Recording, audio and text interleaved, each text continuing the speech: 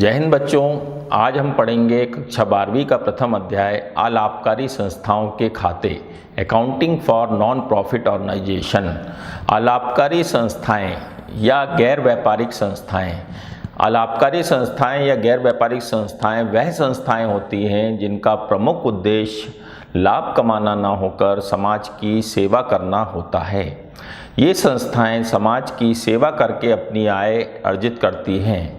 उदाहरण के लिए जैसे चिकित्सालय हो गया, पुस्तकालय हो गया, है ना, स्पोर्ट्स कॉम्प्लेक्स हो गया इत्यादि। ये ऐसी संस्थाएं हैं जो कि समाज की सेवा करके अपनी आय अर्जित करती हैं। इसी तरह गैर व्यापारिक संस्थाओं में कुछ व्यक्ति ऐसे होते हैं जैसे पेशेवर व्यक्ति। पेशेवर व्यक्ति वह व्यक्ति होते हैं जिनका भी प्रमुख उद्देश्य लाभ कमाना ना होकर समाज की सेवा करना होता है। उदाहरण के लिए जैसे डॉक्टर, एडवोकेट, चार्टर्ड अकाउंटेंट इत्यादि। यह व्यक्ति अपनी बौद्धिक क्षमता का इस्तेमाल करके अपनी आय अर्जित करते हैं, लेकिन इनका प्रमुख उद्देश्य सेवा भाव होता है, समाज की सेवा करना होता है। पिछले वर्ष हमने कक्षा 11वीं में पढ़ा था व्यवसायी व्यक्ति। व्यवसायी व्यक्ति कौन होते हैं? व्यवसायी व्यक्ति वो होता है बिजनेसमैन जो कि वस्तुओं का क्रय विक्रय करके अपनी आय अर्जित करता है। उसका प्रमुख उद्देश्य लाभ कमाना होता है। अब हम आगे पढ़ेंगे अलाभकारी संस्थाओं को बही खाता रखने की आवश्यकता क्यों पड़ती है, जबकि इन संस्थाओं का प्रमुख उद्देश्य समाज की सेवा करना होता है। उसके बावजूद भी इनको बही खाता रखने की आवश्यकता क्यों पड़ती है? इसके कुछ प्रमुख कारण हैं। नंबर 1, शुद्ध व्यावसायिक आय की गणना करने हेतु। ठीक है, व्यापारिक संस्था द्वारा वर्ष भर में जितनी भी आय कमाई गई है उसका सही ढंग से रिकॉर्ड रखने के लिए, गणना करने के लिए हमें बही खाता रखने की आवश्यकता पड़ती है। नंबर 2 पॉइंट आता है व्ययों के संतुलन हेतु। जो हमारे वर्ष भर में व्यय होते हैं उन सब में संतुलन बिठाने हेतु, तालमेल रखने हेतु भी बही खाता रखने की आवश्यकता पड़ती है कि कहीं व्यय जो है वो आय से अधिक ना हो जाए। तीसरा, आर्थिक स्थिति के ज्ञान प्राप्ति हेतु। आर्थिक स्थिति, इकोनॉमिकल पोजीशन, जिसके द्वारा हम किसी भी संस्था की संपत्तियों, दायित्वों का सही ढंग से मूल्यांकन कर पाते हैं। इस आर्थिक स्थिति की सही जानकारी हमें बही खाता से ही मालूम पड़ती है। नंबर 4, आयकर के भुगतान हेतु। आयकर, जिससे आप सभी परिचित हैं, आयकर भुगतान सभी व्यक्तियों को, संस्थाओं को, फर्म को, सभी को भुगतान करना होता है, जिसके लिए हमें बही खाता रखने की आवश्यकता पड़ती है, जिससे कि हम उचित मात्रा में आयकर का भुगतान कर सकें। 5वां पॉइंट आता है सदस्यों की जानकारी हेतु। सदस्यों की जानकारी जो है संस्था के रजिस्टर में रखी जाती है, ठीक है, जिसका सही ढंग से रिकॉर्ड रखने के लिए हमें बही खाता रखने की आवश्यकता पड़ती है। और 6वां पॉइंट आता है दानदाताओं को हिसाब देने हेतु। दानदाता जिन्होंने कि हमारी संस्था को दान दिया है उसका सही ढंग से उपयोग किया है अथवा नहीं किया हमने, इसका हिसाब देने हेतु भी हमें बही खाता रखने की आवश्यकता पड़ती है। अब हम आगे पढ़ेंगे अलाभकारी संस्थाओं की आय के स्रोत।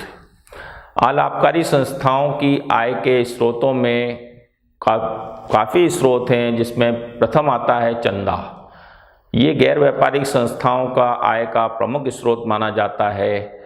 विभिन्न राजनीतिक पार्टियां, गवर्नमेंट इन संस्थाओं को चंदा प्रदान करती हैं। नंबर 2 आता है सदस्यता शुल्क, मेंबरशिप फी।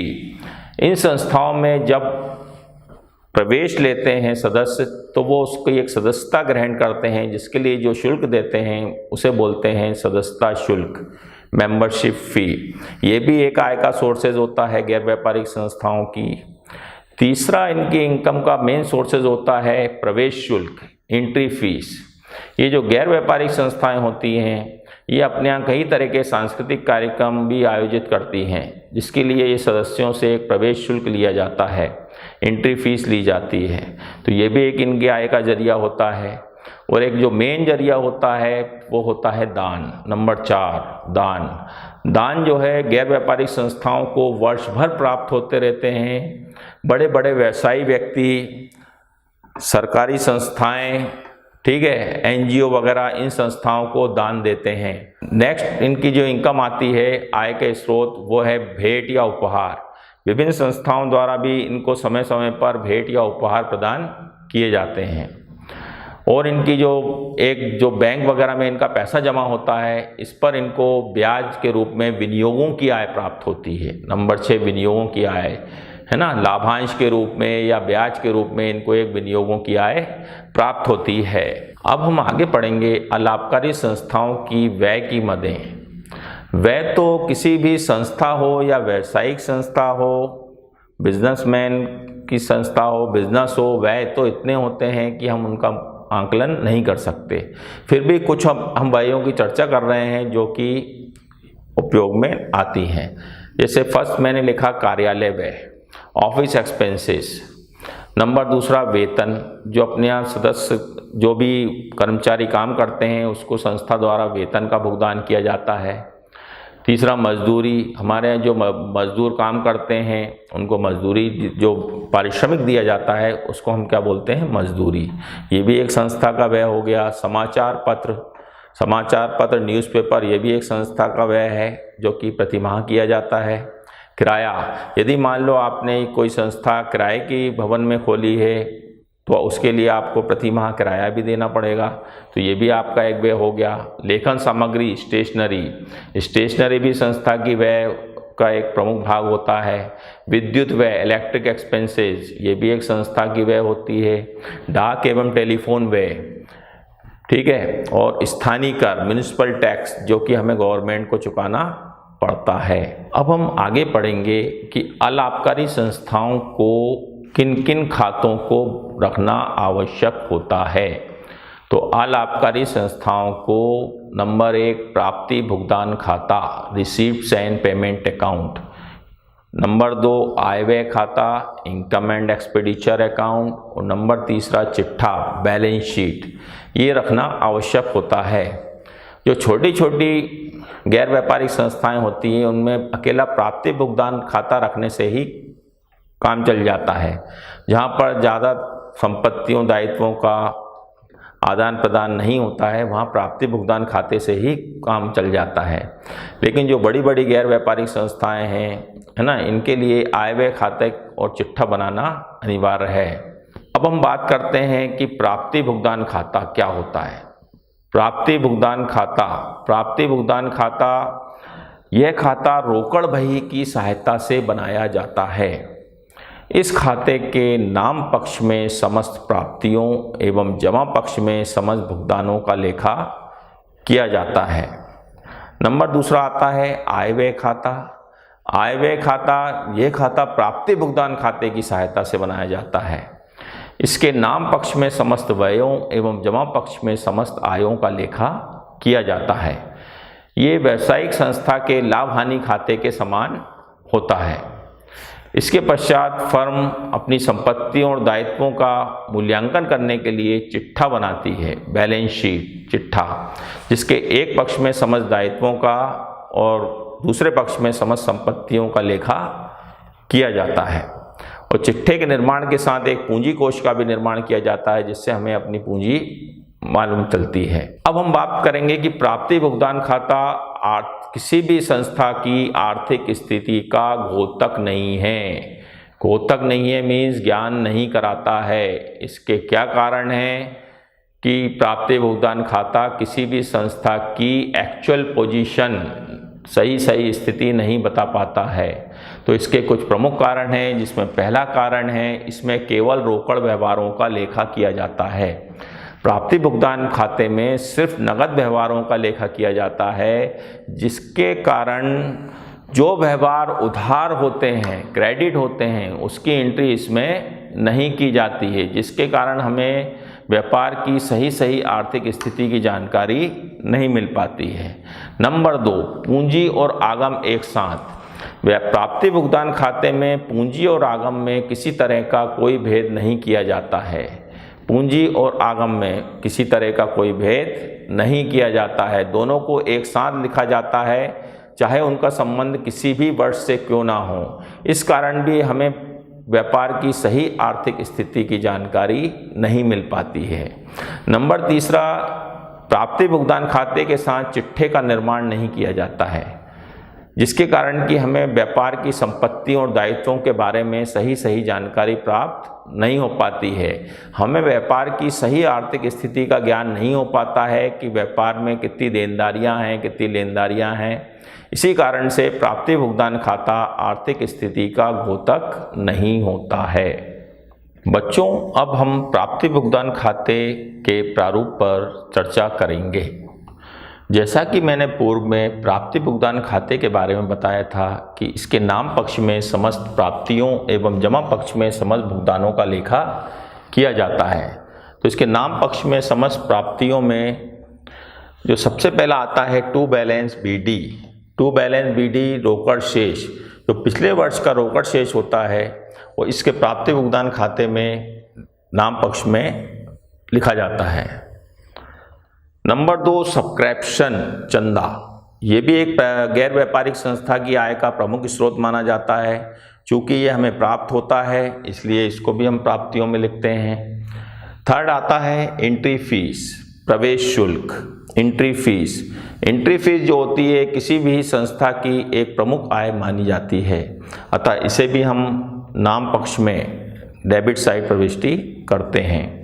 एक होता है आजीवन सदस्यता शुल्क, लाइफ मेंबरशिप फी। आजीवन सदस्यता शुल्क, कुछ सदस्य ऐसे होते हैं जो कि वर्ष भर की फीस एक साथ संस्था को पे कर देते हैं, जिसे बोलते हैं लाइफ मेंबरशिप फी। ये भी एक गैर व्यापारिक संस्था की आय का प्रमुख स्रोत माना जाता है। एक नेक्स्ट पॉइंट आता है डोनेशन, दान। गैर व्यापारिक संस्थाओं को जो दान प्राप्त होता है वो भी एक गैर व्यापारिक संस्था की प्राप्ति माना जाता है, अतः इसे भी डेबिट साइड नाम पक्ष में लिखा जाता है।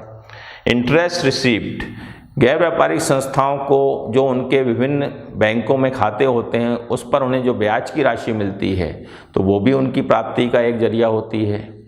नेक्स्ट आता है सेल ऑफ फिक्स एसेट्स। यदि मान लो कोई व्यापारिक संस्था द्वारा अपनी कुछ पुरानी संपत्तियों का विक्रय किया जाता है जिससे कुछ नगद प्राप्ति होती है तो उसका लेखा भी प्राप्ति भुगतान खाते के नाम पक्ष में किया जाता है। सेल ऑफ वेस्टेज पेपर, जो न्यूज़पेपर संस्था में प्राप्त होते हैं उनको बेचने से भी जो हमें नकदी प्राप्त होती है उसका लेखा भी प्राप्तियों साइड किया जाता है।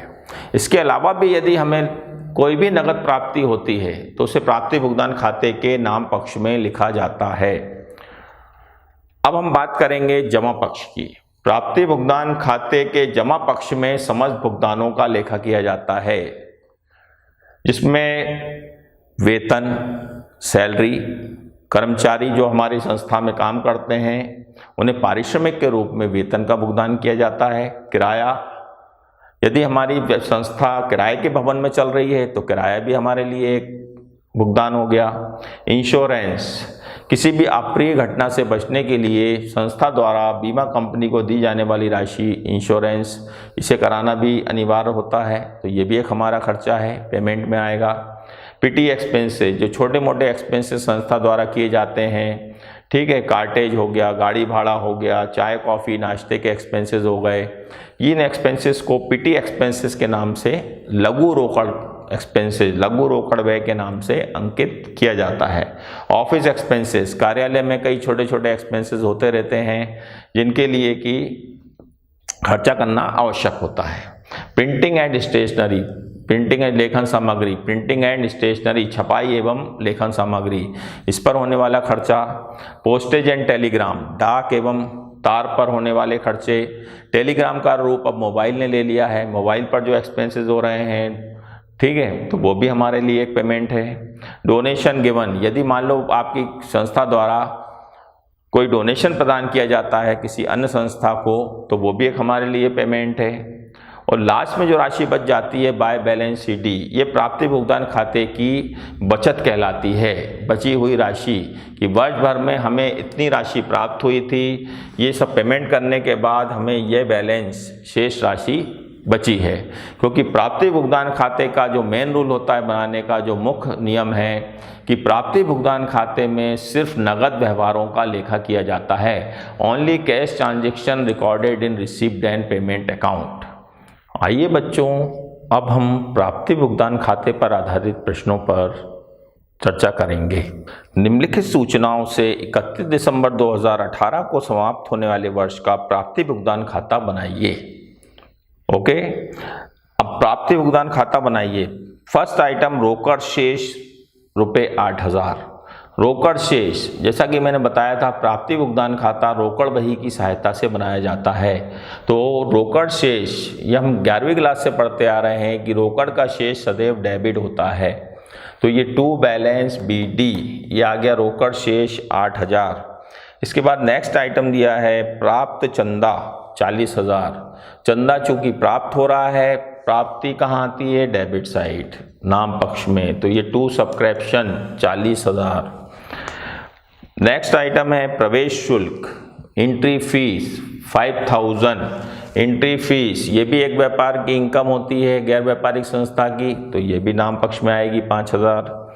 नेक्स्ट आइटम आता है बिजली व्यय, नाम से ही स्पष्ट है व्यय, एक्सपेंसेस, और ऑल एक्सपेंसेस कहाँ आते हैं? पेमेंट साइड, क्रेडिट, तो ये आ गए इलेक्ट्रिक एक्सपेंसेस ₹2000। ठीक है। नेक्स्ट आइटम वेतन, वेतन 4000, वेतन भी हमारा एक भुगतान है, एक्सपेंसेस है, ये भी क्रेडिट में आएगा। नेक्स्ट आइटम आता है अदत्त किराया 1500 रुपये। अदत्त मीन्स होता है आउटस्टैंडिंग। आउटस्टैंडिंग मीन्स वो किराया जो कि हमने दिया नहीं है, देना बाकी है। जब देना बाकी है तो उसकी एंट्री प्राप्ति भुगतान खाते में नहीं की जाएगी। ठीक है। नेक्स्ट है लेखन सामग्री, लेखन सामग्री 500 रुपये। लेखन सामग्री भी हमारी संस्था का एक खर्चा है, तो ये भी हम पेमेंट में लेंगे। और लास्ट आता है फुटकर व्यय, व्ययों में जो लास्ट एक्सपेंसेस है वो है फुटकर व्यय, PT एक्सपेंसेस, ये भी पेमेंट में आएगा। देन दान प्राप्त, दान डोनेशन रिसीव, दान प्राप्त हो रहा है तो इसको हम कहाँ लिखेंगे? Debit side. तो इस प्रकार यदि हम प्राप्ति साइड, जितनी प्राप्ति हुई है उसमें से जो हमारे भुगतान हो गए हैं इसको हम माइनस कर देंगे, तो हमें अपनी शेष राशि मालूम चलेगी कि प्राप्ति भुगतान खाते से वर्ष भर में हमें कितनी रोकड़ प्राप्त हुई, कितनी रोकड़ हमारे पास शेष बची है। तो देखिए आप, हमारा 55,000 रुपये हमारे पास प्राप्त हुए, है ना। विभिन्न मदों से हमें 55,000 रुपये प्राप्त हुए, जिसमें से 4, 2, 4, 6 और ये 7,100 रुपये व्यय हो गए, खर्च हो गए। 55,000 में से 7,100 रुपये व्यय हो गए, तो अब हमारे पास जो शेष राशि बची है रोकड़ के रूप में वो है 47,900, 47,900। देखिए बच्चों, अब हम प्राप्ति भुगतान खाते से संबंधित और अन्य प्रश्नों की तरफ आगे बढ़ेंगे। निम्नलिखित जानकारी से लॉयंस क्लब जबलपुर का प्राप्ति भुगतान खाता 31 दिसंबर 2017 के वर्ष का बनाइए। ठीक है। अब जैसे फर्स्ट आइटम दिया है 1 जनवरी 2017 को रोकड़ शेष 7,200, रोकड़ शेष 7,200। कैश का बैलेंस ऑलवेज डेबिट होता है, इसलिए इसको अपन कहाँ लिखते हैं? Debit side. ये आ गया 7,200। नेक्स्ट आइटम है सदस्यता शुल्क, मेंबरशिप फी। यदि अपना कोई क्लब है, कोई गैर व्यापारिक संस्था है, तो अपने यहाँ मेंबर आएंगे तो अपने पास फीस क्या होगी? रिसिप्ट होगी। ठीक है। तो इसमें दिया है क्लब के 400 सदस्य थे जिनसे 60 रुपये प्रति सदस्य लेना था। 400 member, 400 members at the rate of 60 rupees each. एक मेंबर 60 रुपये देता है। जब एक मेंबर 60 रुपये देता है तो 400 मेंबर से हमें कितना शुल्क मिलना चाहिए? 24,000। मिला नहीं है, मिलना चाहिए 24,000। किंतु आगे सुनिए, उनमें से 32 सदस्यों ने वर्ष का चंदा नहीं दिया। 32 मेंबर ऐसे निकले, 32 मेंबर्स जिन्होंने की फीस ही नहीं दी, चंदा ही नहीं दिया उस साल का।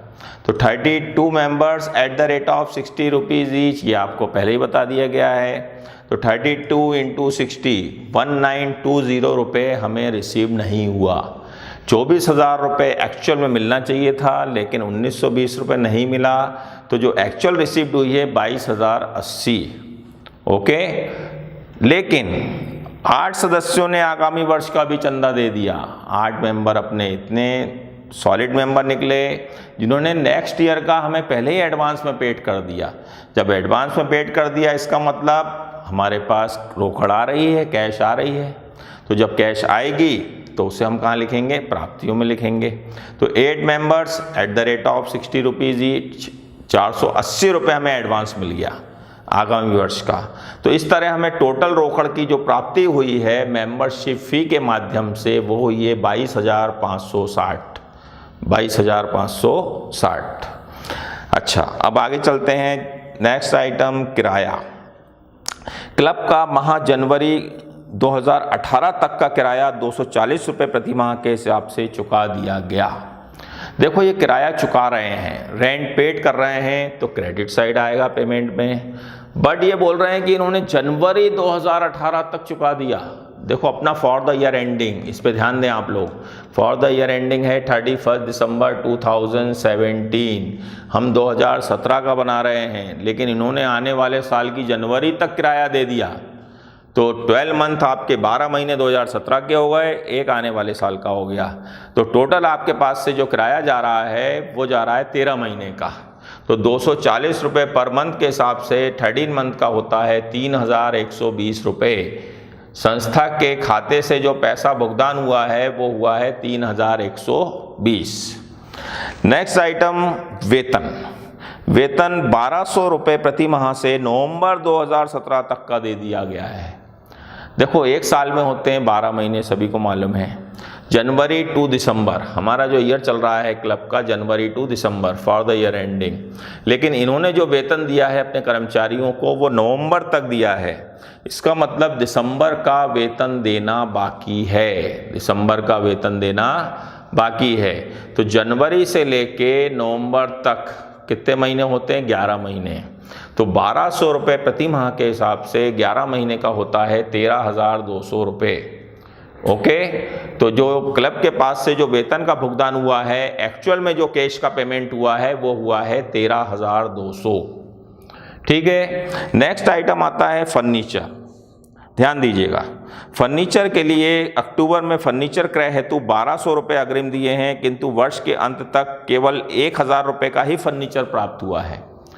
तो हमने क्या बताया था जब ये प्राप्ति भुगतान खाता पढ़ाना चालू किया था कि इसमें सिर्फ नगद व्यवहारों का लेखा किया जाता है। जो नगद प्राप्त होता है वो डेबिट साइड, जो पैसा जाता है वो क्रेडिट साइड। तो यहाँ पर फर्नीचर के लिए 1,200 रुपये एडवांस दिए हैं।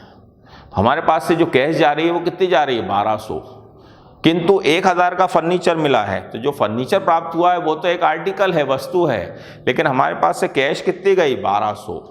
इसलिए हम 1,200 रुपये की एंट्री करेंगे। कितने रुपए की पोस्टिंग करेंगे? 1,200। ठीक है। नेक्स्ट दिया है सामान्य व्यय 360 रुपये चुका दिए हैं। ठीक है, और 36 रुपये बकाया है। तो हमारे पास से जो कैश गोज आउट हुई है, कैश गई है, वो कितनी गई है? 360। नेक्स्ट आता है बगीचे पर 600 रुपये चुकाए गए हैं, 100 रुपये 20 रुपये अदत हैं। अदत मीन्स आउटस्टैंडिंग है, देना बाकी। जब देना बाकी है तो दिए ही नहीं गए हैं। तो बगीचे पर वह 600 रुपये चुका दिए हैं। हमारे पास से जो गई है कैश कितनी गई है? 600। तो हम 600 रुपये की प्रविष्टि करेंगे।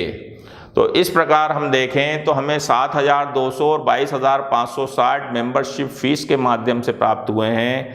टोटल हुए हैं 29,760 रुपये प्राप्ति हुई, जिसमें से rent, salary, furniture, general expenses, gardening expenses, इन सब पर जो हमारा खर्चा हुआ है ना, इन सबको 29,760 में से घटाने के पश्चात हमारे पास जो रोकड़ बच रही है वो है 11,280 रुपये, 11,280। यह संस्था की रोकड़ प्राप्ति है जो वर्ष के अंत में समस्त भुगतान करने के बाद बची है। ठीक है बच्चों। देखो बच्चों, अब हम गैर व्यापारिक संस्थाएं और लाभकारी संस्थाओं से संबंधित कुछ प्रश्नों पर चर्चा करेंगे। ठीक है, जो कुछ महत्वपूर्ण प्रश्न जो इसमें बनते हैं। फर्स्ट, गैर व्यापारिक संस्थाओं से क्या आशय है? What do you mean by non profit organisation? गैर व्यापारिक संस्थाओं से क्या आशय है? नंबर 2, गैर व्यापारिक संस्थाओं की आय के प्रमुख स्रोतों को समझाइए। Write the name of sources of income of non profit organisation. एक क्वेश्चन बनता है, प्राप्ति भुगतान खाता किसे कहते हैं? What do you mean by receipt and payment account?